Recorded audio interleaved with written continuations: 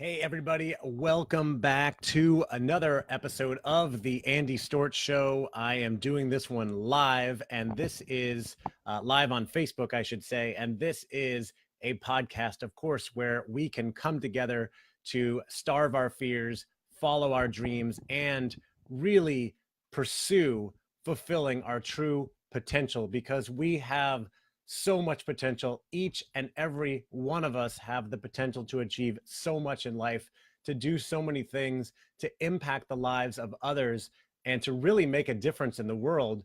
And a lot of us are not doing it. We're not quite living up to that potential. And so this podcast and this show in particular is about starving your fears and following your dreams and taking ownership and responsibility of your life and what you're trying to pursue. And this was inspired by a few people and a few things and conversations I've had this week, some quotes I've seen, and in particular started with the episode I published earlier this week, which was an interview with my friend Omar Pinto.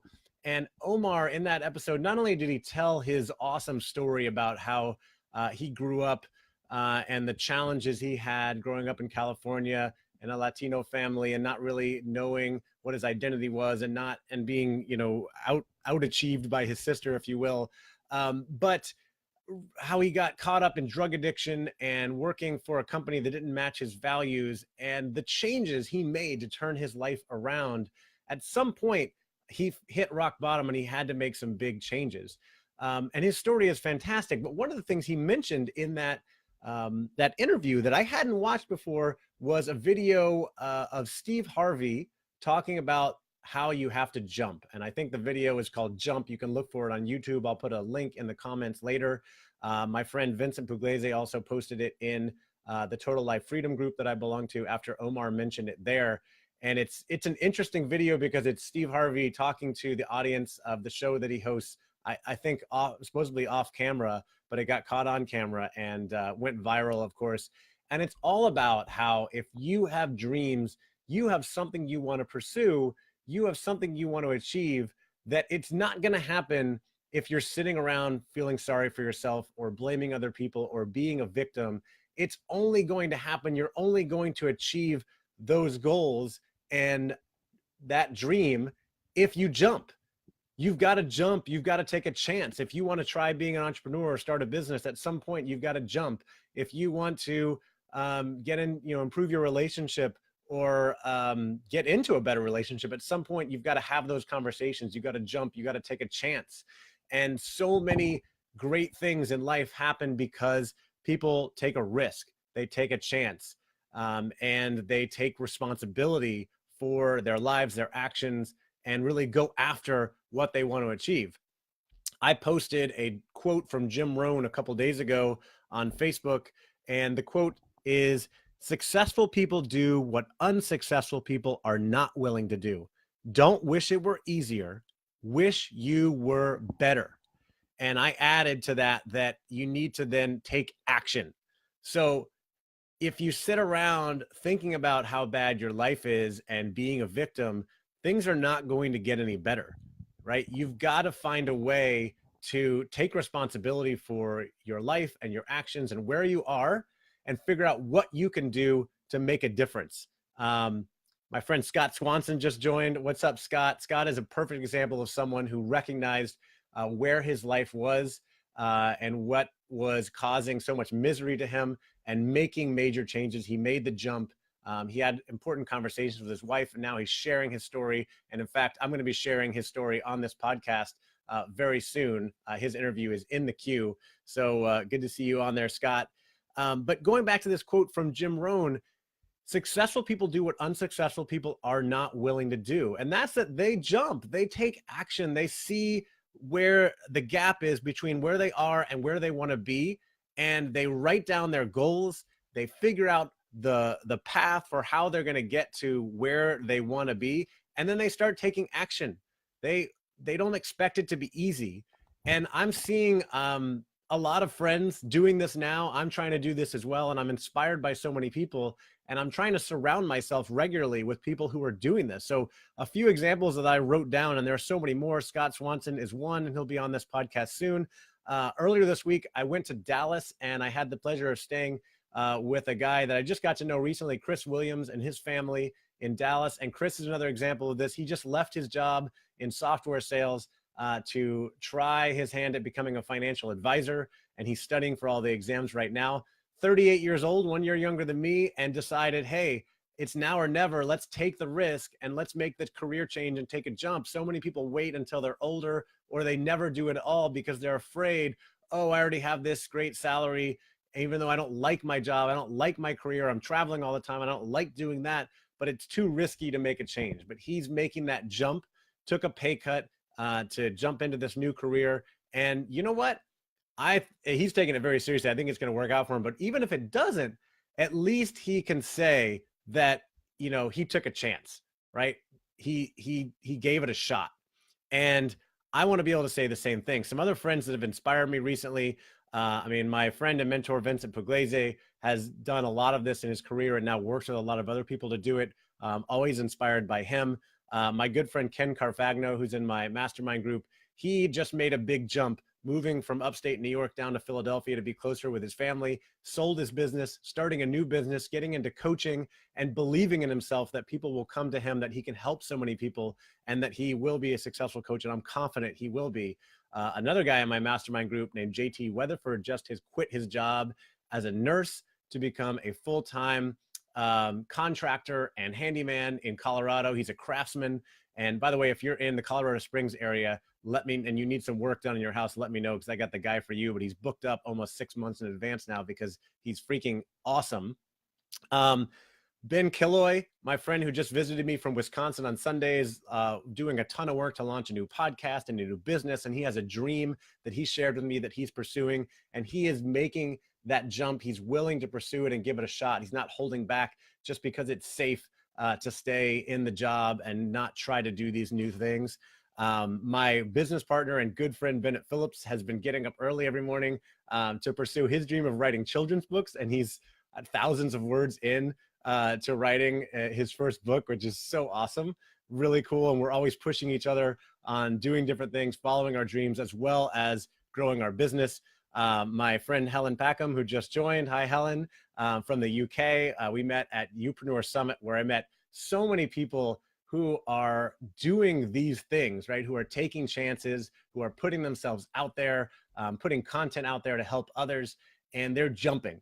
They are taking that chance. They are trying to pursue their dreams, their passion, and they are taking ownership for what they want to do and not leaving it up to chance, not waiting for other people. And Helen is doing that. She's got a great group called the Courageous Leaders.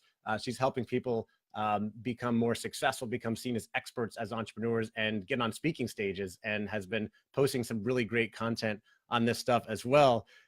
So here's to Starving Your Fears, right, Helen? And so many other people I met at the Upreneur Summit, by the way, are doing this and following the lead of Chris Ducker, who was the host there, who did this as well, changed his life and really pursued his dreams, and is showing other people how to do the same thing.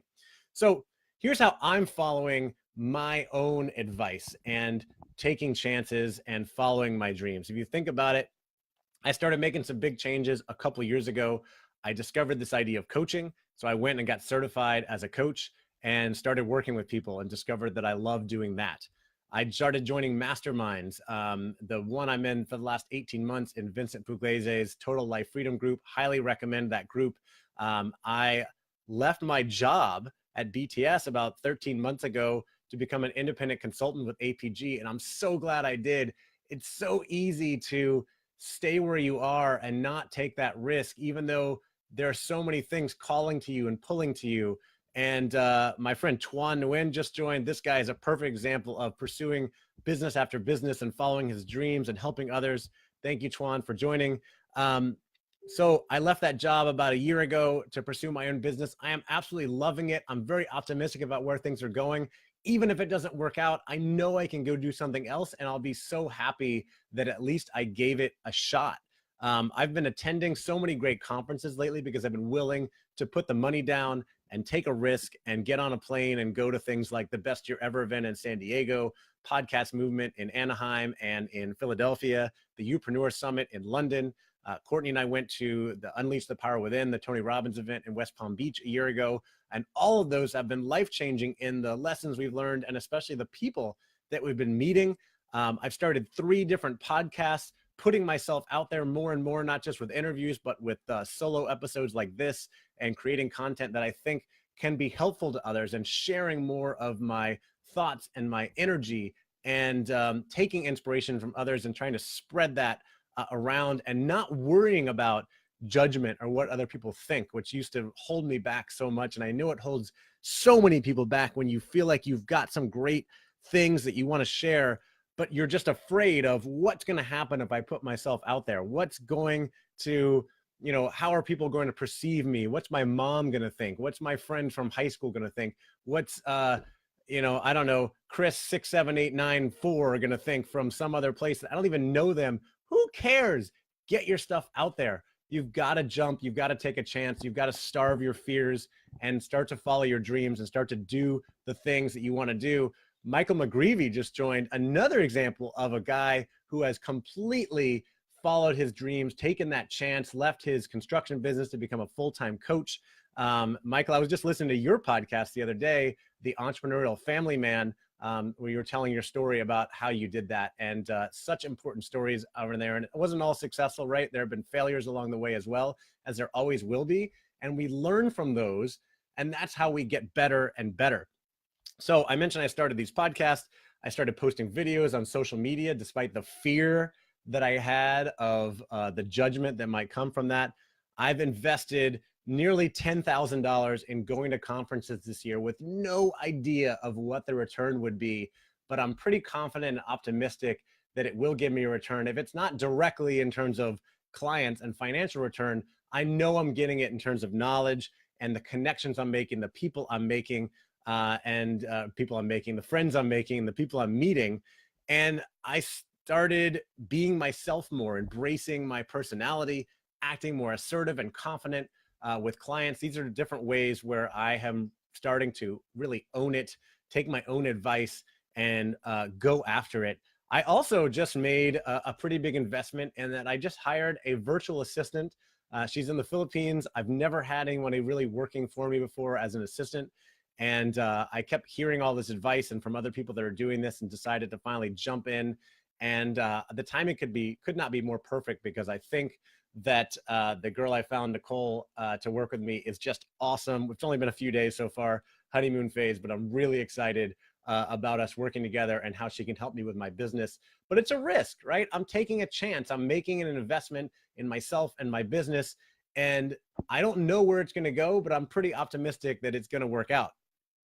And I love surrounding myself with other friends who are doing the same thing. So Michael says, hey, Andy, thanks for the shout out. It's messy. It's not easy, but it's worth it. You are a leader when it comes to growth. Thank you so much, my friend. You are absolutely a leader in this area as well. And it was an honor to have you on my podcast coaching me. And I'd love to do that again sometime. It would be so fun. The last thing I want to add, I made a list here of the ways I'm following my own advice and going after it, is started playing more to my strengths, relying on others, delegating, outsourcing, and figuring out what my strengths are, and really spending more time in my genius. If you listen to my interview with Dr. Gay Hendricks, who talks about spending more time with your genius and getting out of those boxes of incompetence, competence, and even your box of excellence. So identify what are those things that you're not good at, get rid of those. The things that you're good at but you don't enjoy, try to get rid of those, and spend most of your time in those areas where you're good at it, you love it, and people are willing to pay you for it. It's not easy, but it's worth pursuing. And all the stuff I'm talking about is I'm talking about people taking responsibility for discovering that, following their dreams, making that jump, despite the fear that exists there, and just going after it. Now, another thing I want to ask about this, if you think about it, life is short. I've been seeing some quotes this week. If you read the Daily Stoic, there's the theme for the last few days has been impermanence. We're not on this earth forever. We don't know how long we have, right? We're not promised tomorrow. We're not promised the next day. Life is impermanent. And So how do you want to spend your life? Do you want to spend your life in misery, being unhappy? Or do you want to spend your life pursuing your dreams and saying, hey, you know what? I didn't have that much time, but I went after it. I took a chance. These are the things that I wanted. Or, that relationship, I wanted to fix it. I took some action. I had that conversation, that business I wanted to pursue, that client I wanted to pursue. I took a chance. And so I'm trying to take more of these chances every day and trying to inspire you, my friends, to do more of this as well. Related to this, I just looked up, because this seems to be coming up more and more, the top regrets of the dying. There, this woman that wrote this book a while back on the top 5 regrets of the dying. Number 1 is wishing they had the courage to live life true to themselves and not living for others. So going back to what I was saying earlier about fear of judgment, probably the number 1 thing that holds people back a lot of the times, I know the number 1 thing that's held me back a lot of times, is fear of judgment from others. We don't pursue our dreams, what we really want to do, because we're afraid of how it's going to be perceived by other people, right? We're afraid of what they're going to think. And then at the end of the day, we wish that we had gone out and actually lived life for ourselves and living life for others. You only get this one shot. The second top regret of the dying is the wishing they hadn't worked so hard. Now, this might be a little bit counterintuitive to what I'm talking about, because when I talk about pursuing your dreams, especially if it's an entrepreneurial dream, it's going to require a lot of work. But when it's something you love, it doesn't feel like work. I do a lot of work in the corporate world and come across a lot of people who are doing a lot of work, who are working 50, 60, 70, 80 hours a week for other people. And that's okay. There's nothing wrong with that if you're okay with that. But if you look at these top 5 regrets of the dying, you'll see a lot of people look back and regret working so hard, because many times they choose work over fun. They choose work over friends. They choose work over family. And when you get to the end and you look back and you think about your family and the people you want to spend time with, you're probably not going to think back and go, oh man, I'm so glad I got that TPS report done on time. That was awesome. Who cares? A lot of this stuff is meaningless, but the time we have with our family is important. And so I try not to ever do work on the weekends. I try to cherish the time I have with my family. And I'm not the best at this. I work a lot too, and I'm trying to get better all the time. I think we all are, right? But think about how you're spending your time. And when you look back on your life, will you be happy with the way that you spent your time, or will you wish that you spent your time differently? And so it's worth thinking about. Number 3 of the top 5 regrets of the dying is wishing they had expressed their feelings. Man, this is a tough one, because oftentimes we have feelings we want to express, things we want to say to people. We're so afraid of how it's going to be perceived. I know I personally have always been anti-confrontation, so I'm sometimes afraid to express those feelings. But if you read that book, The Joy of Genius by Dr. Gay Hendricks, and I just had him on the podcast recently, one of the things he talked about is that one of the worst feelings in the world, one of the biggest drivers of negative thoughts, is leaving conversations and situations unfinished, unsaid. You go on and on and on and keep having that conversation in your head when you really want to go back and have that conversation and say the things that you meant to say. So I'm trying to do more of that, have more open communication with people, express my feelings when it's appropriate, right? Sometimes we want to give feedback to people and they're not open to it. They don't want it. They don't need it. And so I try to hold that back too, instead of expressing that when people just don't really want it. The number 4 regret from the top 5 regrets of the dying is wishing they had stayed in touch with friends. And this is so important. We make so many friends. And what's up, Josh? What's up, Vanessa? What's up, Scott? What's up, Ricky? Good to see you guys on here. It's so important to stay in touch with those friends. And that goes back to how you want to spend your time. And then the last one is wishing they had let themselves be happier. And I think this is a perfect one to tie everything back to starving your fears and following your dreams, because a lot of people spend so much time unhappy, living a life of quiet desperation, not really following the dreams and finding things that really fulfill them, and being afraid that if they do, someone's going to judge them, and they weren't really giving themselves permission to enjoy life, to be happy. I mean, what if you like to dance, but you're just so afraid of judgment that you don't do it in front of other people? You're not willing to, just fling around and, dance, do whatever you want, because like, who cares, right? Maybe if you start dancing, other people will start dancing and they'll have fun too. So let's take some action. You've got to believe in yourself. You've got to invest in yourself. Nobody else is going to do it. Nobody else is going to take ownership of your life, of your dreams, of your goals.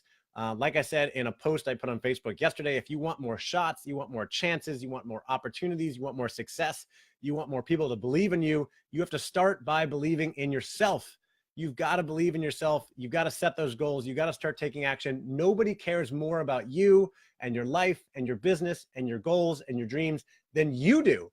You are the number one person that cares about these things, that believes in these things. So you got to believe in yourself, have confidence in yourself, and then other people will have confidence in you. I believe in myself. I know I can do all the things that I want to do, and that spreads, and other people believe in me and want to support me. And I believe in my friends. I support my friends, but I want them to believe in themselves too. You've got to expect great things from yourself. The quote that I put in there yesterday, you must expect great things from yourself before you can do them. And that's from Michael Jordan, who took a lot of late game shots, missed a lot of them, but made a lot more. And he always had the confidence. He wanted the ball. He wanted to take the shot, and he won a lot of games and 6 world championships as a result. So let's have confidence in ourselves. Let's believe in ourselves. Let's follow our dreams. Let's start taking action.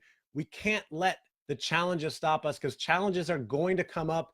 Things are going to happen. Things are going to get in our way, but we've got to recognize those things, recognize when we're on track, talk to other people, seek some help, get some accountability, have grace with ourselves. I haven't had a perfect week. I've had a few rough moments, but I keep going and going and recognizing that I'm going to get back on track. I need to take responsibility for my life and my business. No one else is going to do it for me.